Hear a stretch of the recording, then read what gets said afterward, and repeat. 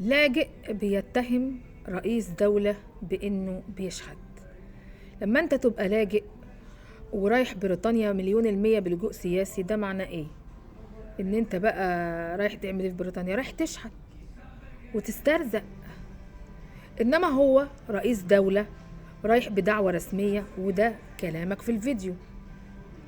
انت قزمت مصر، انت خليت مصر مسخرة، انت كلفت مصر ان المصريين النهاردة كانوا قاعدين يسمعوك ومستعريين من نفسهم، مستعريين ان ده رئيس بلدنا قاعد زي الشحات الحقير. أولا أنت بتتكلم بلسان المصريين، هما المصريين كانوا ادوا حضرتك تفويض؟ وبعدين انت بتتهم الرئيس بالاتهام الخطير دوت. طب ما تشوف انت فين وبتعمل ايه؟ انت قاعد في بريطانيا بتشحت وبتسرق وبتبيع بلدك عشان خاطر الفلوس. يا جماعة اللي يبص في الفيديو ويسمعوا، افتحوا الفيديو واسمعوه، هتلاقوا وشه اسود. ما هو اللي بيكذب بيبقى ربنا مسود وشه كده، ان شاء الله ربنا هيسود وشه برضو يوم الدين. يقول لك انت رايح تشحت. طب ايه التناقض اللي في كلام حضرتك ده؟ يعني خلي الكلام ده لواحد تاني حضرتك، لواحد يكون مستقر في البلد. وبعدين كل سعيكوا ده مفهوم علشان الكرسي وعشان السلطة. يا ابني ده بإيد ربنا هو اللي بيدي الملك وينزع الملك لمن يشاء. وبعدين في الأول وفي الآخر الملك لله يا حبيبي. وبعدين في حديث عن النبي فيما معناه أنا مش متذكراه دلوقتي، ان بيقولك كل واحد بيسعى على السلطة مش هيطولها، انت مش هتطول السلطة. وبعدين انتوا كده يعني ما تخدموش المجتمع غير من خلال السلطة.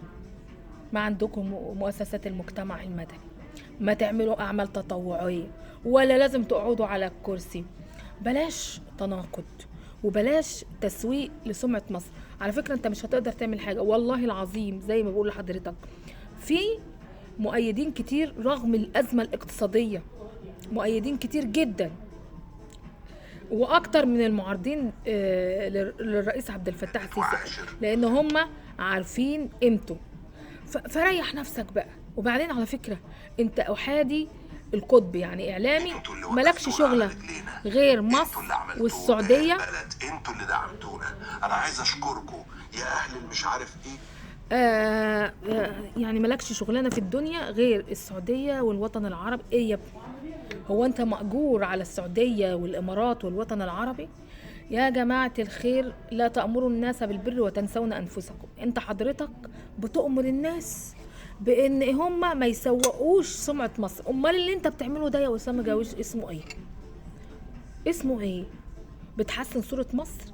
ده انت مفيش سلبيه الا ما جبتها من تحت تقاطيع الارض، ويا ريت طلعتها بحجمها الطبيعي.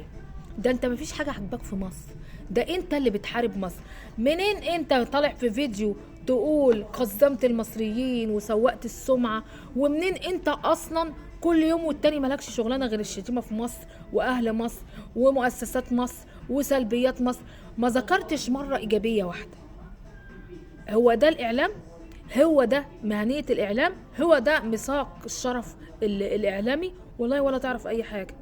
أنا بقول لكم ركزوا بس يا جماعة وعشان تشوفوا سواد وشه في الفيديو، لأن هو مش باين عندي هنا. اللي يشوفه تحس إن هو السواد اللي في قلبه طالع على وشه، السواد اللي في قلبه طالع على وشه. يعني وإن جاءكم فاسق بنبأ فتبين. مش في آية عندنا بتأمرنا بإن إحنا لازم نتبين؟ فيديوهاته كلها مناقضة بعضها. اسمعوها يا جماعة، اسمعوها واسمعوها بعقلانية مش بعواطف. لو سمعتوا فيديوهات أسامة جاويش بالعقل هتكتشفوا قد ايه ان هو مخادع.